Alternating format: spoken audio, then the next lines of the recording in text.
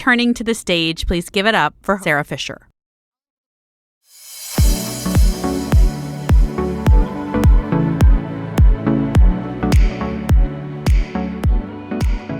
All right, everyone. Thank you so much for staying with us throughout the afternoon. The origin story of Dude Perfect is one that is unforgettable in the media industry. In 2009, 5 college friends started posting to their YouTube channel. Anyone want to guess how many subscribers are on their YouTube channel today? Raise your hand if you think it's more than 30 million. Okay, it's 60 million. They are the #1 sports brand on YouTube. 10 years later, what they do is a lot of things like trick shots, different types of Guinness records, all the cool fun things, but the young people love it, and they're going to talk to you about it today. So before we bring up their new CEO, Andrew Yaffe, and their co-founder, Coby Cotton, I want to show you a quick video, and just in case you don't know the brand. Roll the tape. This is the world's highest basketball shot.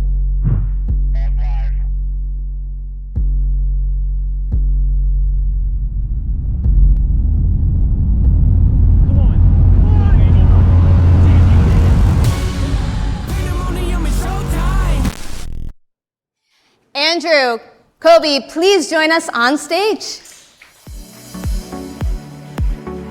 Thank you for joining. All right, so let's start with news of the day. Andrew, the last time you and I saw each other in person, you had a very different job. Yes. You were just named the CEO of Dude Perfect. Congratulations. Thank you. Congrats to Andrew. You were at the NBA for most of your career. Wonder why you made that jump. Yeah, I started the NBA in 2010 and left 3 weeks ago. So it's been quite a journey. There aren't a lot of opportunities I would have left the NBA for, but Dude Perfect is a pretty unique platform. I would say the first thing is the guys. The dudes, excuse me. The people. I wouldn't have joined somewhere that wasn't really authentic and really meaningful and really mission-based in what we were trying to do and values-based in what we were trying to do. And I think the alignment from the first time we connected to throughout the process was amazing. And the opportunity we have in front of us is incredibly unique. The scope, the ambition, the size of the opportunity is really significant and something I'm really excited to get started on building. Coby, the dudes have a really incredible business, so you clearly know what you're doing. Why did you want to bring on Andrew? Well, first, just want to address, it brings up PTSD watching that shot in Vegas. It's hard for me. That was a long 3 days for anybody who's seen how long that took. We have needed, honestly, a CEO for a while now. The 5 of us have been doing this for 15 years, and we're incredibly proud of the team that we've built and what we've accomplished over that time, but we have had a lot of dreams, and I would say that the 5 of us feel like we have been a bottleneck for that at times. And we knew that we needed to build the right team to go tackle some of the biggest things that we've really been dreaming about. And we knew that was going to need to be spearheaded by the right CEO. So cannot even begin to describe how excited we are to have Andrew in the building. So you guys are a privately owned business, obviously. You just raised a lot of capital. It was reported over $100 million. Andrew, why did you guys need to raise so much growth capital when clearly this is a very profitable, growing business as it is? Yeah, we raised around about 6 months ago from High Mount Capital, and I think we are quite profitable. But I think this really unlocks a lot of opportunities for us to take risks and make big bets on all the ideas that Coby was referencing. I think there are a lot of big opportunities that sometimes creators shy away from because they don't have the capital or they don't want to take the risk on a new area that might not have been successful previously. That's not something we don't have to worry about. And we are able to try new things and see what works and see what resonates with our audience. I'd say you don't have 15 years of success on YouTube by accident. These guys have an amazing connection to their audience and to the types of people who consume our content. There's no reason that shouldn't apply in other areas like gaming and toys and live experiences. And so now that we have the security, we can go take risks in all those areas and build something really truly big and long lasting. I want to get to some of the things that you're building, but let's go back to that raise. When you took on that money, how big was the business? Are you guys like a unicorn? I'm trying to help size out how big Dude Perfect is for the folks who might not work with creator economies day in and day out. Yeah, I mean, we don't comment on our financials specifically, but we are doing quite well and growing quite quickly and are quite profitable. So the opportunities in front of us are quite significant, and I don't think I would have left the NBA if that wasn't true. And then Coby, so $100 million plus. Andrew listed some of the things that you guys want to invest in, but the thing that made big headlines, and I think it's the thing you're passionate about, is you all have teased building a theme park. We have. What would that even look like, transitioning, a very social media heavy brand that does products and things like that into a truly in-person experience? It's been fun for us, as I mentioned, doing it for 15 years. Primarily, people's interaction with Dude Perfect has been on video, right? That's been what we've been known for. We started with trick shots, and we've expanded into all these different areas. It's been a blast. We put our toe in the water on doing something live about 5 years ago when we first started doing our live tours. And that was the first time for us that we saw, we see the comments online for 10 years, but then when we saw families reacting in person to what we were doing in these NBA arenas, we immediately started thinking, okay, we want to find a way to transition to not just have online content where people are watching it, but a way for families to enjoy this together. And so we have explored a lot of different avenues in terms of a live experience that people can enjoy, and the theme park is one that we've talked quite a bit about. It's been really fun having Andrew and others on the team helping us explore what those different opportunities could look like, but it's something we're still really passionate about. And I don't want to sell short the live tour that we're doing already, and we have a live tour coming up next summer. These guys have sold out 50 plus NBA-sized arenas. The screaming fans, the families that pack these buildings are, I've worked with plenty of top talent over the last 15 years. Like, the admiration and love for the dudes is unmatched. And I've walked through airports with NBA players, and I've walked through airports with these guys, and the number of people asking for pictures and videos is amazing. And it's just really exciting to continue to build on those lives. Vertically, we stand out in different ways, I think, in those airports. Yeah. So, okay, I heard you say the word family twice. You said the word family twice. Why are you so obsessed with being a family-focused brand? I think the reality for us, and I'll speak for the 5 of us who started Dude Perfect, we made the content the way we did just because of who we are. It lined up with what we believed, what we wanted to show, and sometimes the stuff that we wanted to make. And we quickly found ourselves appealing to a certain, base. And there was families that were just resonating with what we were doing. And that was, honestly, wasn't our intention from the beginning. But we've doubled down on that. And we've decided, look, we want to be the most trusted name in entertainment. Like, we want families to be able to really put their stake on whatever Dude Perfect is putting in front of them. And so that's been so much fun for us to lean in and continue to provide the best that we can for those families. I mean, it's fascinating to hear you say that, because at the same time, I was in Bristol, Connecticut a few weeks ago with ESPN. Yeah. And they've always prided themselves as being the family-focused sports brand, but now they're in sports betting and they're bringing on Pat McAfee and all those things. So do you think there's a market for being family-friendly? Because clearly they think that they have to move a little bit outside of the purity.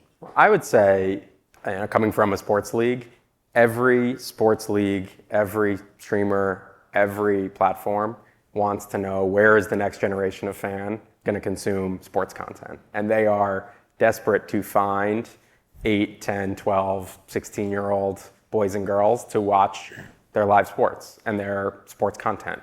And that's a real problem for a lot of platforms and a lot of leagues and properties, because kids are not watching live sports in the same way that they were when I was a kid, when you were a kid. What they're watching is Dude Perfect. And we're what's engaging a lot of those fans in a very different way. So we think that there's a huge opportunity for both of those things, and probably some ways for those things to live together. I think a good example of that is Amazon Prime Video bringing Dude Perfect in to do the NFL show. You guys have won 2 Emmys. Congratulations. Thanks. What is that experience like versus the content that you're doing on YouTube? Do you think you're going to continue to do these big streaming type of deals? Or do you think the focus really is more merchandise, live tours, theme parks? Yeah. For those who haven't had a chance to see, 2 years ago, we started doing alternate broadcasts for Thursday Night Football, kind of the way that Peyton and Eli do for ESPN.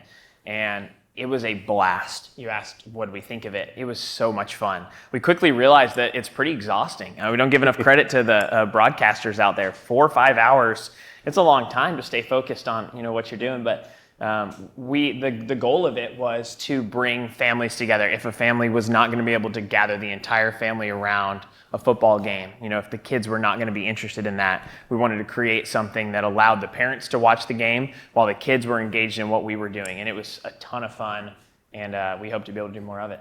Let's talk about some of the other big investments that you're doing. You mentioned games. Walk me through the vision for all things retail. So whether it's games or merchandise that you're selling, do you plan to open a retail store? What's the idea there? Yeah, we've experimented in the space for a number of years. Last year we had our board game was a #1 toy in Walmart last year through the holiday period. We're launching a new toy, a category of toys with Walmart on Black Friday this year. So we think that's a really big area for expansion and investment for us. It's just a really meaningful category that resonates with our audience. And gaming is another one. As I've talked to many people in the video game space, which I think in many communities, people don't realize how big video games as a business are. The idea of being able to bring a gigantic audience of 8 to 16-year-old boys and girls who love sports and love competition and love fun to the gaming audience is really meaningful and really valuable. And that's something that we have a DP gaming channel that we're doubling down on now, and is an area that I think we can continue to expand on, either as content or potentially in our own games. You can speak to it. We had an iPhone game a number of years ago with more than 50 million downloads. So there are a lot of indicators that it's a category we can be incredibly successful in. Let's zoom out for a second. Obviously, you, Coby, have had incredible success as an internet creator. And I think that is the #1 profession that young people say they want to be when they grow up.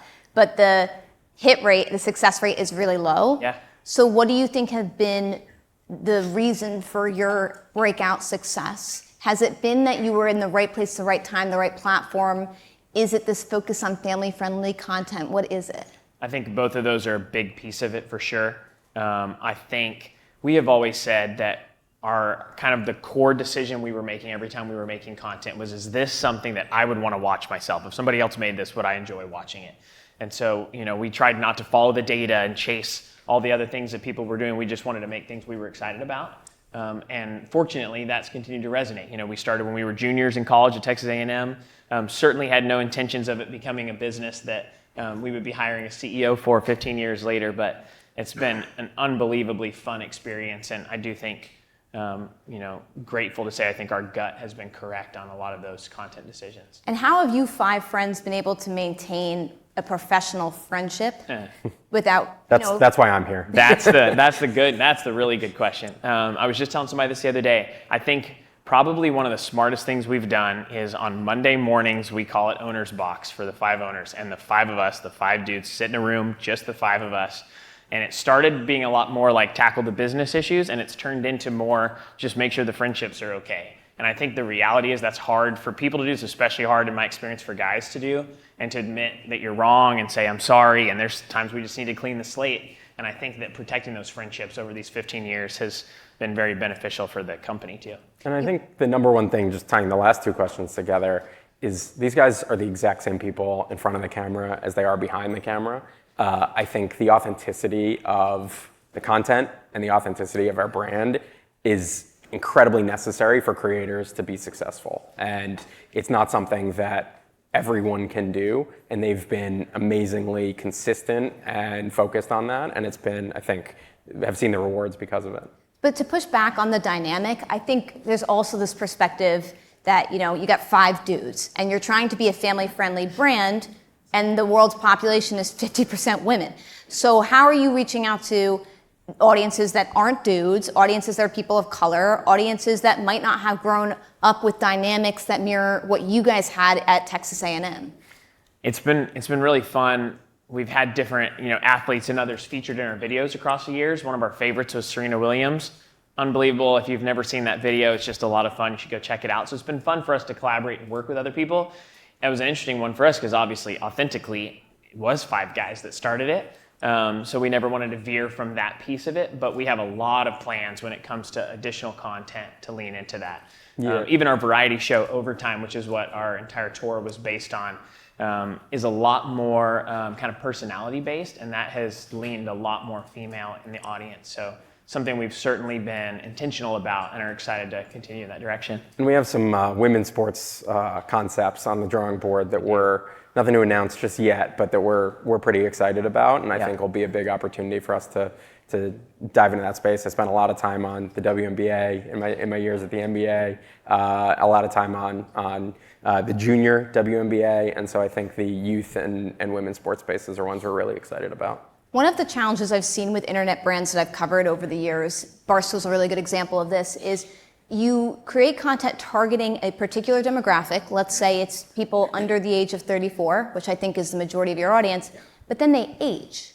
So what is your plan to make sure that you retain them without becoming your mom and dad's trick shot content and then their kids thinking that you're antiquated? No, it's a great question. It's been fun for us to see kind of the generation change. It also makes us feel old that we've been doing this for 15 years, but what we've noticed, again, grateful to say it, but like people started watching when they were my age, whether they were in junior high, high school, college, when we started making the videos. We joke that at some point they probably left and they went to Barstool, which is totally fine. But then they had kids themselves and they've come back to Dude Perfect. And so people are telling us this, that it's so fun for them because they were and have been watching Dude Perfect for a long time, and it's really fun to relive that with their kids. So that's a story that we love hearing, and our goal is just to continue to make the best content that we can. And good news is there's always new kids. There's always. I have a 1-year-old at home. And it's 14 kids across the 5? We do, yeah. Across the 5 of us, there's 14 going on 15 kids. So. Oh my gosh, we gotta do Dude Perfect 2.0. We have joked about just pick your one favorite, most charismatic kid, and that's who you'll hand it off to. That is quite the inheritance, having just raised $100 million. Andrew, when you were at the NBA, obviously Adam Silver and that league are so focused on social media and making sure that they are omnipresent across all platforms. What was your take on how the social landscape has just evolved generally? Are you thinking or worried about TikTok? Do you still think YouTube is the best channel to be distributing? Where are you going to put your eggs? I'm going to maintain what I did at the NBA, which I think we're going to continue to invest across channels. But I think we need to be very specific about what types of content and what the purpose is on each and every channel. You know, YouTube, at its core, in some ways has become a premium service.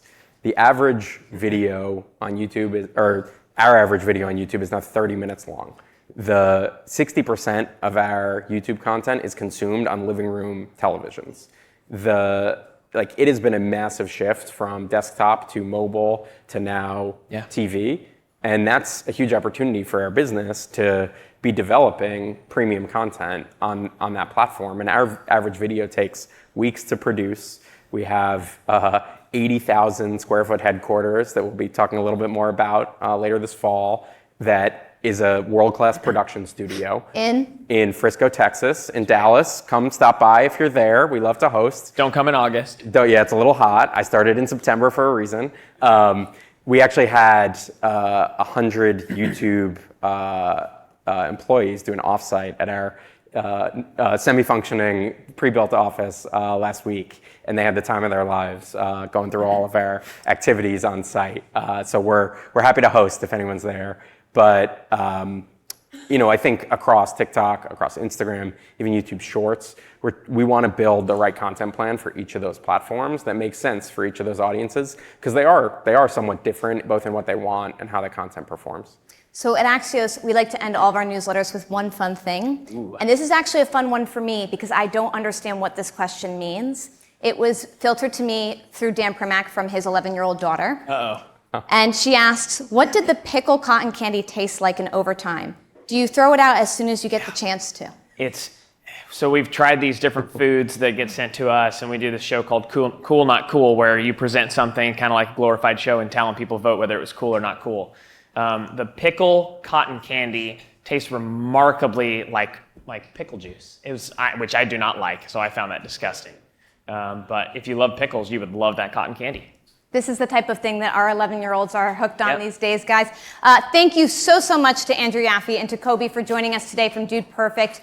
Just before we leave, a few big points. You all have been at this for 15 years, but just raised capital. So to do that for 15 years independently is impressive and profitably. To Andrew's point, congratulations. Andrew said he came over because because the dudes were authentic, and that was the thing that really attracted you to them. You have sold out 50 NBA arenas. When I asked why you're so focused on being family friendly, you said it really is about trust. Everyone's looking to reach the next generation, and if you reach families, you've got them hooked in. We don't know what the next generation of Dude Perfect looks like, but Coby teased that they are going to each pick one child to inherit their spots on Dude Perfect. That's a joke, if any reporters are in the room. Video games, a huge audience opportunity for you guys, and we look forward to seeing what you're going to be doing there. Women's sports is a huge opportunity for you. If you haven't seen it, go check out their collaboration with Serena Williams.